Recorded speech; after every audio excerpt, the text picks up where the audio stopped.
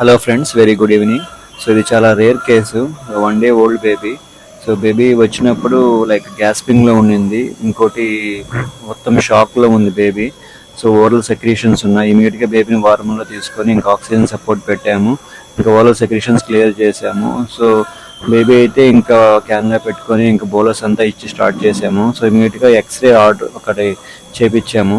X ray చూస్తే ఎక్స్రేలో coiling ఉంది, NG tube. So ఇంకోటి ఇంట్రెస్టింగ్ ఏంటంటే హార్ట్ కూడా లైక్ నార్మల్ పొజిషన్లో కాకుండా రివర్స్ పొజిషన్లో, దాన్ని మనం డెక్స్ట్రోకార్డియా అంటాము. So mostly dextrocardia with tough అంటే టెట్రాలజీ ఆఫ్ ఫెరెట్ అంటాము, అంటే కన్జెంటల్ హార్ట్ డిసీజెస్.